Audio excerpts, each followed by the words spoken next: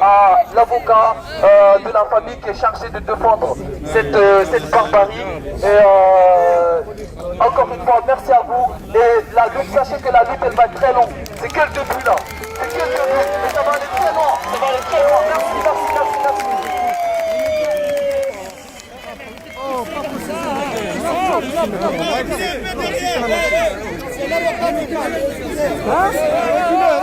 Gars, hey! On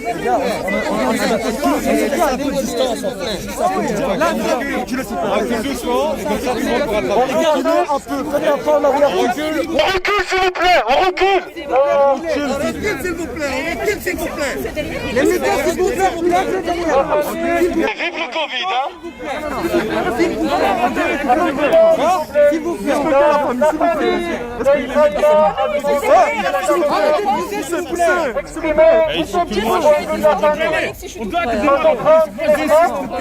Parce que la personne qui a Et la famille a rencontré ce matin le procureur du roi.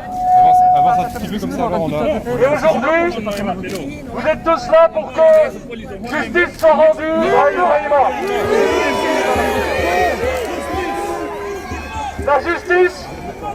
La justice doit faire son travail. Aujourd'hui, les éléments qui sont en notre possession montrent que Ibrahima était avant tout un citoyen qui a exercé son droit de filmer la police en action.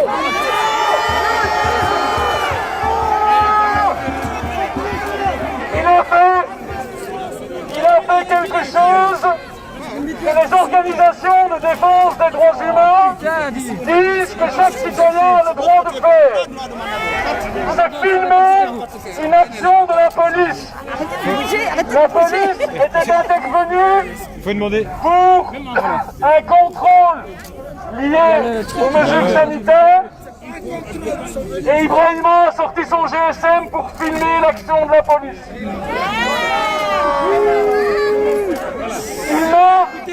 Il n'a rien fait de mal.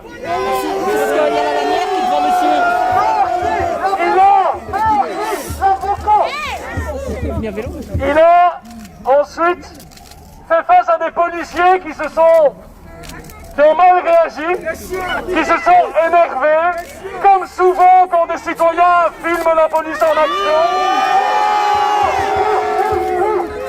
et qui ont décidé de l'interpeller et de l'arrêter alors qu'il n'exerçait que son droit de filmer la police.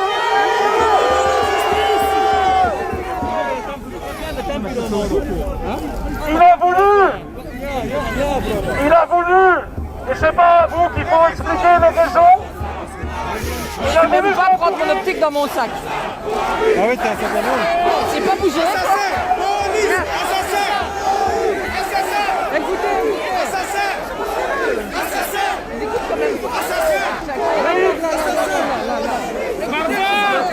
Si vous voulez la suite des explications, je vous propose d'attendre un peu.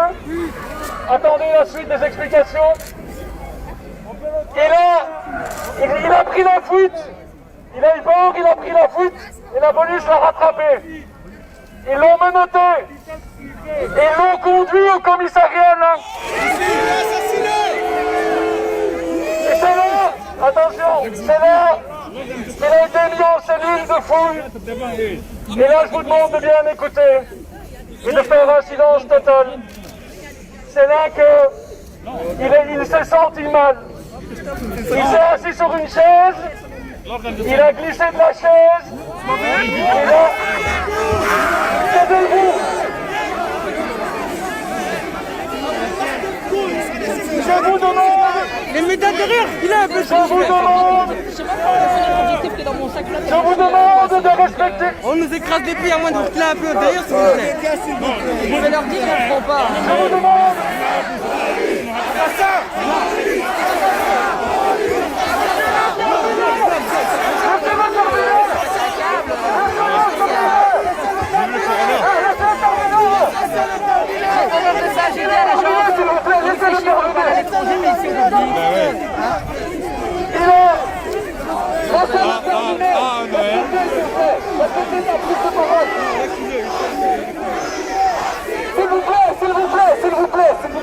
C'est important, c'est important. Il a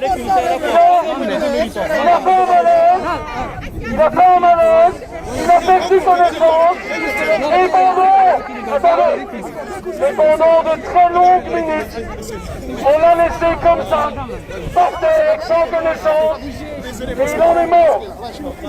La police a laissé mourir Ibrahima.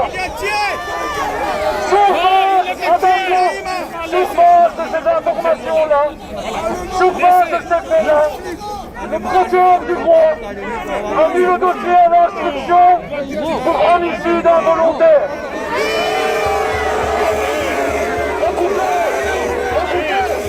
Il faut maintenant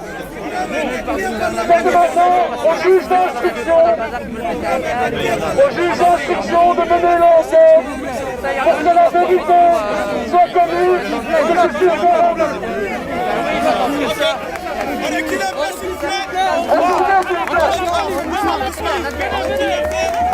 Reculez s'il vous plaît, reculez s'il vous plaît,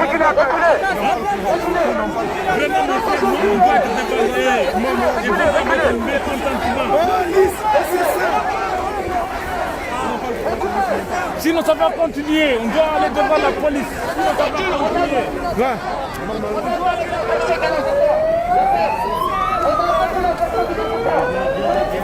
Je suis bien là, moi. Dat betekent dat de procureur, zoals onze vraag was, het dossier doorverwezen heeft naar de onderzoeksrechter. Omdat de eerste elementen van het onderzoek aantonen dat er heel bezwarende elementen zijn. Ibrahima wordt aangehouden terwijl hij een fundamenteel recht uitvoerde van het filmen van de politie. De politie heeft daarop heel slecht gereageerd, terwijl dat een recht is. Ze hebben hem van zijn vrijheid beroofd. En eens hij in het commissariaat was, tijdens de fouille, heeft hij zich onwel gevoeld blijkbaar. Hij is van zijn stoel gegleden, bewusteloos op de grond. En dan is het ergste, ettelijke minuten hebben ze niks gedaan. Volgens de informatie die wij hebben, tussen 5 à 7 minuten hebben ze hem laten liggen alvorens te reageren. En is hij overleden, zoals ze gecommuniceerd hebben in het ziekenhuis. Het is meer dan nalatigheid. Het onderzoek gaat moeten precies het tijdstip van de dood determineren. Maar het feit dat hij bewusteloos is gevallen en dat hij gedurende meerdere minuten zonder enige zorg, zonder enige aandacht achtergelaten werd, zonder reactie, gedurende 5 à 7 minuten, waar misschien zijn leven kon gered worden, laat toe de familie te zeggen dat ze hun zoon hebben laten sterven. En dat is onaanvaardbaar. En zoals een van de broers vroeg aan de procureur, zou het gebeurd zijn indien Ibrahima niet van vreemde origine was en niet zwart was. En enkel alleen de vraag stellen is al heel erg. En jammer genoeg in Brussel zien we drama na drama dat dit geen uitzondering is. Er is een probleem binnen de politie. Dat is een nieuwe illustratie daarvan. Een dramatische illustratie. En wat de familie vraagt, is dat de onderzoeksrechter die nu aangesteld is, het nodige doet zodat de waarheid gekend is. Ibrahima had nooit moeten sterven. Hij had zelfs niet van zijn vrijheid moeten beroofd worden. Er is dus geen sprake van politiegeweld, zegt u dan? Of er sprake was van politiegeweld? Onderzoek had moeten aantonen indien er dwang gebruikt werd of niet. Ik weet dat niet. Maar de procureur is van oordeel dat er voldoende elementen zijn om de onderzoeksrechter aan te stellen. En we zitten met een heel groot probleem met die 5 à 7 minuten. Dat is het grootste probleem. Silence, s'il vous plaît. Men mag spreken niet alleen over mentaliteit, maar men mag spreken over racisme binnen de politie. En dat wil niet zeggen dat alle politieagenten racistisch zijn, maar er is een probleem van racisme binnen de politie. Ik zeg dat niet, de mensenrechtenorganisaties zeggen dat. En vraag het hier aan de jongeren, die zullen dat ook zeggen. Er is een probleem van racisme binnen de politie. En misschien, ik zeg wel misschien, is dit jammer genoeg een bijkomende illustratie. Men legt er wel een lijn met de andere mensen die media en dergelijke meer. Deze mensen, van hen wordt gezegd het was een ongeval en politie kon Als persoon, ik ben advocaat, maar ik ben ook vader. Als vader leg ik zeker een link. Want wat ik zie in die dossiers, weet ik dat dat nooit zou overkomen aan mijn zoon die dezelfde ouderdom heeft. En dat maakt mij wanhopig.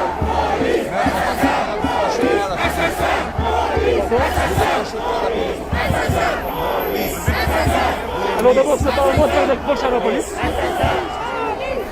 La justice fait des reproches à la police. Et la justice va devoir déterminer d'abord le premier problème, c'est que Ibrahima, il filmait la police en action. Il ne faisait pas partie de l'interception, de l'interpellation. Il exerçait son droit citoyen de filmer la police. Les organisations de défense des droits de l'homme insistent depuis assez longtemps pour dire que c'est un droit de filmer la police. Même au sein de la police, une note est passée pour dire tout citoyen a le droit de filmer la police et tous les policiers du royaume ont été avertis qu'ils peuvent être filmés par des citoyens. Et qu'est-ce qu'ils ont fait? Et le procureur l'a rappelé, ils ont mal réagi. Ils se sont énervés parce et le ton est monté. Et finalement, ils ont voulu le priver de liberté parce qu'il exerçait un droit. Finalement, ils l'ont conduit au commissariat. Au commissariat, pendant la fouille, il a un malaise. Il tombe de la chaise, il perd connaissance et rien ne se passe.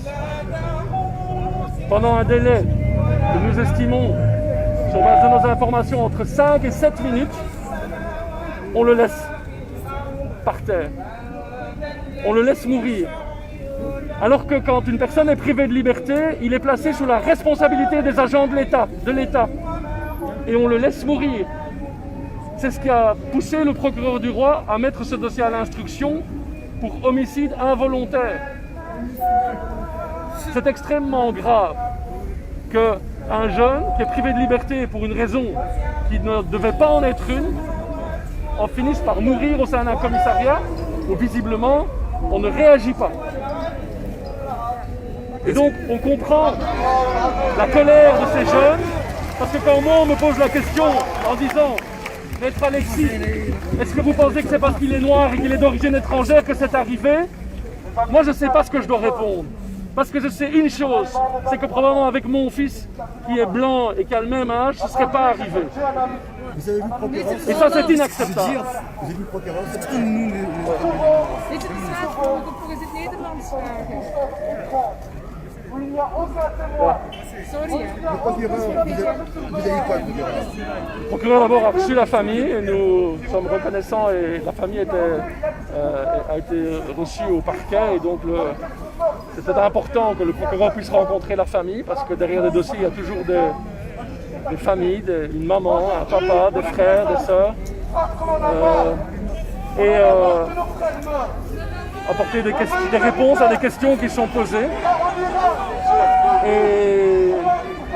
et avoir la garantie que la justice se fera et que le dossier, l'enquête ira au bout. Et ça, c'est important pour la famille de l'entendre parce qu'ils ont un deuil à affronter avec une manière de communiquer par la police qui a été inacceptable. Venir les réveiller à 2h30 du matin pour annoncer que leur fils est décédé à 20h22 en ne respectant pas le couvre-feu. Est-ce que vous pouvez imaginer? Donc c'est des premiers mensonges déjà qui sont communiqués à la famille à 2h30 du matin. Voilà, il n'y a pas de mots. C'est un manque de respect, c'est un manque de dignité, c'est un manque d'humanité qui, dans les premiers moments de la communication auxquels ils ont été confrontés. Et ça, c'est aussi une réalité aujourd'hui, en 2021, comment on annonce à une famille que leur fils est décédé, ça ne se fait pas. Vous représentez la famille, vous avez la confiance en la justice? Pardon? La famille a confiance en la justice? La famille espère qu'elle peut avoir confiance dans la justice, effectivement, pour que justice soit rendue et que la vérité soit connue. Est-ce qu'il y a déjà des résultats d'autopsie? Et la famille nous demande, c'est pour ça qu'elle nous consulte, pour vraiment connaître la vérité, que justice soit rendue. Et c'est aussi pour ça qu'on est là. Vous parliez de vos enfants. Et alors, ce qu'il faut aussi voir, moi au début on avait plus d'informations par la presse que par les autorités. Et on a lu des choses, notamment sur la RTBF, qui sont des éléments qui sont en fait du victim bashing, du victim blaming, et qui visiblement ont été transmis par la police à des journalistes qui ont de bonne foi retranscrit des informations que la police leur avait données. Hein, j'ai lu sur le site de la RTBF et j'ai entendu au journal parler de 23h lundi soir que Ibrahima avait ingurgité des produits stupéfiants dans sa fuite de la police. Alors cette information ne peut que venir de la police et c'est faux. Ce n'est pas confirmé par les éléments d'enquête et ça veut dire qu'il y a des policiers qui communiquent des informations à la presse pour noircir une victime et qui violent leur secret professionnel en toute impunité. Comment voulez-vous que ces jeunes aient confiance après dans cette police qui noircit un homme qui n'est même pas encore froid et qui est mort dans un local de police qu'on a laissé mourir et après on va raconter des choses qui sont inexactes pour le noircir. C'est absolument inqualifiable. Est-ce qu'il y a déjà des résultats d'autopsie pour parler de vos informations sans le fait qu'on l'a laissé mourir? Pardon, je n'ai pas compris. Est-ce qu'il y a déjà des résultats d'autopsie? L'autopsie a été réalisée, mais nous n'avons pas tous les éléments de l'enquête et nous prendrons contact avec la juge d'instruction qui vient d'être nommée pour que la famille puisse se constituer partie civile et pour les suites d'enquête. Meester Beswaard, mag ik het nog eens in het Nederlands vragen? Sorry. Ja. Er is hier zoveel volk, coronaproof, ja. Ja, wat kan u nu vertellen? U vertelde net, dus het pakket gaat voor een kwalificatie onvrijwillige doodslag onderzoeken. Kan u eens even vertellen waarom? Ten eerste werd hij aangehouden voor een reden die geen aanhouding mag rechtvaardigen. Hij was de politie aan het filmen in actie en dat is een recht van elke burger. En alle politieagenten van het land werden daarvan nog vorig jaar verwittigd door hun hiërarchie. Maar zoals vaak, en de procureur zei het, heeft de politie hier heel slecht gereageerd. Zijn er problemen van gekomen en dan hebben ze hem van zijn vrijheid beroofd. Dat is één, dus hij moest niet aangehouden worden. Ten tweede, eens aangehouden, is hij naar het commissariaat gevoerd en daar in een fouillelokaal zich onwel gevoeld, is hij van zijn stoel gevallen en gedurende een lange minuten is er niks gebeurd. Hebben ze niet gekeken hoe het ging met hem. Het zijn 5 à 7 minuten. In feite is de vaststelling dat ze hem hebben laten sterven. Eens dat iemand van zijn vrijheid beroofd is en in de handen is van de politie, is de staat, zijn de politieagenten en de staat dus verantwoordelijk voor de persoon. En als men in goede gezondheid binnenkomt, mag er normaal niks gebeuren. En hier hebben ze hem laten sterven. Er zijn wel degelijk echte fouten gebeurd, zegt u. Dat zijn geen kleine fouten, dat zijn grote fouten die misschien Ibrahima het leven gekost hebben. En op de vraag van een van zijn broers aan de procureur, zou het gebeurd zijn indien hij niet zwart was en van vreemde origine? Wel, zoals ikzelf bleef de procureur hem het antwoord schuldig.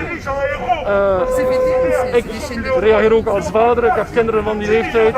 En wat ik jammer genoeg weet, is dat dit nooit zou gebeuren met mijn kinderen. En dat is onaanvaardbaar. Volgens u is er sprake van racisme bij de politie? Ik zeg dat niet. Mensenrechtenorganisaties zeggen dat er is een probleem van racisme binnen de politie. Dat wil niet zeggen dat alle politieagenten racistisch zijn, integendeel, maar een deel is racistisch. En hier is het een dramatische illustratie van hoe het absoluut niet kan en niet mag. En het zou niet gebeurd zijn indien hij niet zwart was. Ik denk dat we dat kunnen zeggen. En dus is dat gewoon onaanvaardbaar. Er is een probleem en ik begrijp de colère van die jongeren hier, die controles hebben, die gecontroleerd worden dag in dag uit. Terwijl mijn kinderen, die ook op straat rondlopen, nooit gecontroleerd worden. En dat is een probleem. Politie is racistisch en media collaboreren. Media collaborateur. Ik vind het wel erg dat Media collaborateur. Nog geen antwoord op. VTM collaborateur. iemand leven. Hè? Ja, dat gaat om iemand leven. Ja, niet vragen aan kleine foutjes. Kleine foutjes. En daar kan maar niet over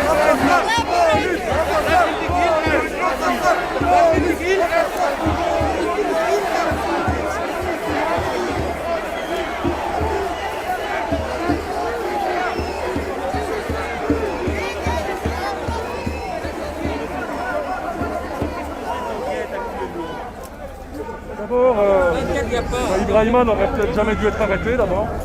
Il exerçait son droit de filmer la police. Et c'est là que les choses ont commencé à mal tourner. Les policiers ont mal réagi alors que tous les policiers du royaume ont été encore avertis l'année passée que les citoyens avaient le droit de les filmer. C'est un droit fondamental. Et ils ont décidé finalement de l'arrêter pour ça. Il s'est enfui, ils l'ont rattrapé, ils l'ont menotté, ils l'ont conduit au commissariat. Mais en fait, le constat est ça, Ibrahima n'aurait jamais dû être arrêté parce qu'il filmait la police. Ensuite au commissariat, dans le local de fouille, il s'est senti mal, il s'est assis sur une chaise et il est tombé de sa chaise inconscient, il a perdu connaissance. Et c'est là que le problème s'est posé, c'est que pendant de très longues minutes, rien ne s'est passé. Aucun policier s'est inquiété de le voir inconscient au sol et ils n'ont pas réagi. Et en fait, ils l'ont laissé mourir. Il y a au moins un délai, d'après nos informations, entre 5 et 7 minutes, où finalement, on a laissé mourir Ibrahima. Et c'est absolument inacceptable. Ce qui a fait que le procureur, conformément à notre demande, c'était notre demande, c'est qu'un juge d'instruction soit désigné. Et il a nommé un juge d'instruction, il a ouvert une instruction, il a demandé la désignation d'un juge d'instruction avec la qualification d'homicide involontaire. Cette qualification vous satisfait? À ce stade-ci de l'enquête, c'est la première qualification qui est retenue. Il faut voir s'il n'y en aura pas d'autres, parce qu'on peut parler aussi d'arrestation arbitraire, évidemment, qui est la cause au départ. Et puis il faudra voir l'enquête si l'enquête révèle d'autres éléments. Mais à ce stade-ci, clairement, à l'homicide involontaire, on peut rajouter l'arrestation arbitraire. Alors on parle de traces de coups, on parle aussi de drogue qu'il avait. Alors ça c'est un élément que j'ai lu dans la presse, que visiblement des journalistes informés par des policiers ont dit qu'il avait ingurgité de la drogue au moment de sa fuite. Et ça, c'est incompréhensible que des policiers fassent ce qu'on appelle les anglo-saxons du victim blaming, alors que le corps d'Ibrahima est à peine froid. On charge déjà la victime comme pour se dédouaner, donc ça veut dire qu'il y a des policiers qui ont violé leur secret professionnel. C'est une infraction pénale pour noircir une victime, pour essayer de faire passer leur propre faute, en fait, couvrir leur propre faute. Et je ne critique pas les journalistes qui ont repris cette information dans leurs articles. Ils vont pouvoir faire confiance à ce qu'on leur dit. Mais il y a des policiers qui ont commis une grande faute là. Et peut-être que la justice devrait poursuivre ces policiers qui ont transmis d'abord des fausses informations parce que les examens, notamment de l'autopsie toxicologique, ne confirment pas du tout ça. Donc c'est clairement un mensonge. On n'a pas encore accès aux résultats de l'autopsie. Est-ce que vraiment il y a une confirmation d'une application? Mais par contre, il n'a pas ingurgité dans sa fuite des substances interdites. Et cette information qui a été transmise par la police, par des policiers, à la presse, c'est un mensonge. Alors on se demande pourquoi la police ment comme ça, et en plus c'est une infraction.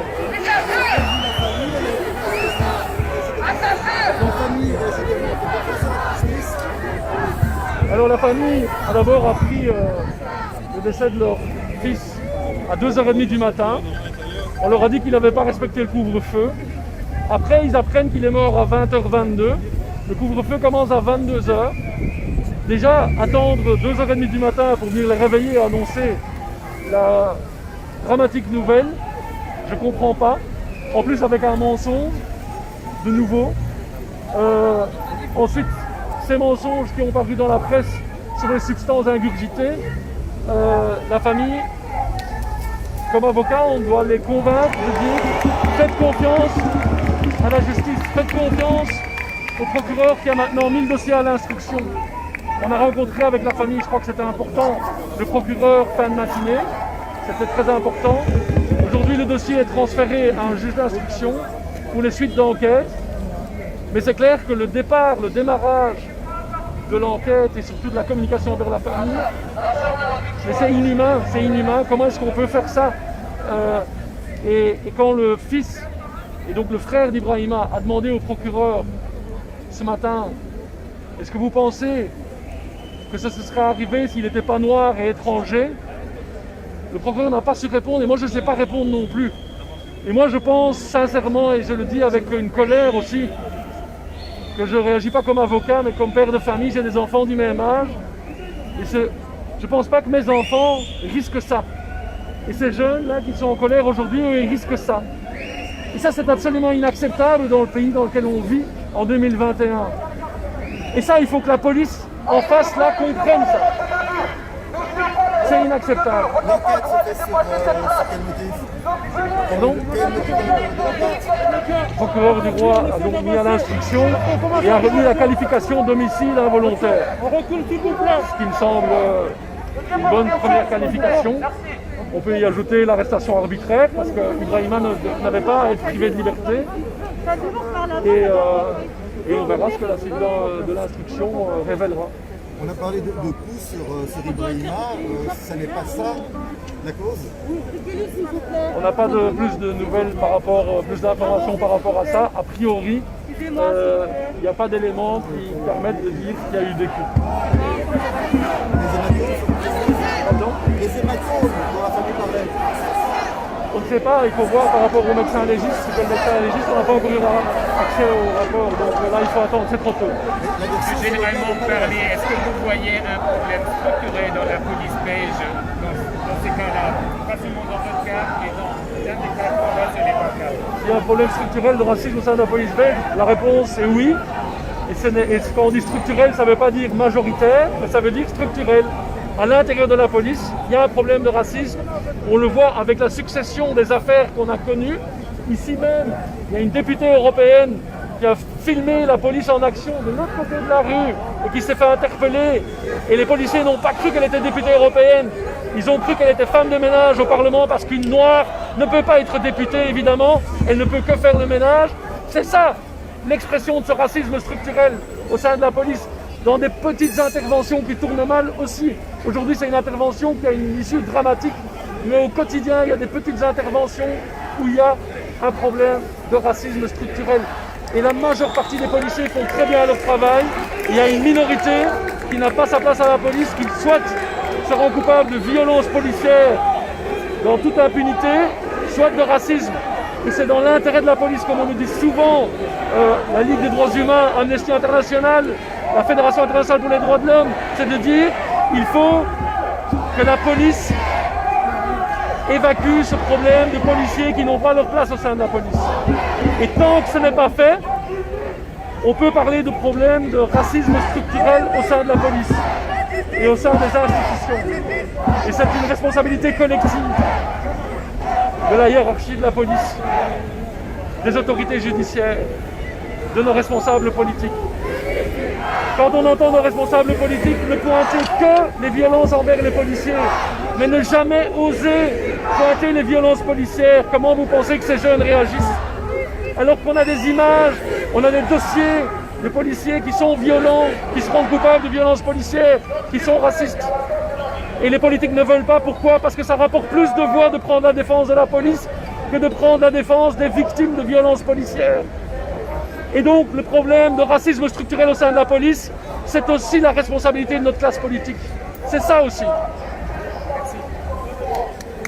Excusez-moi.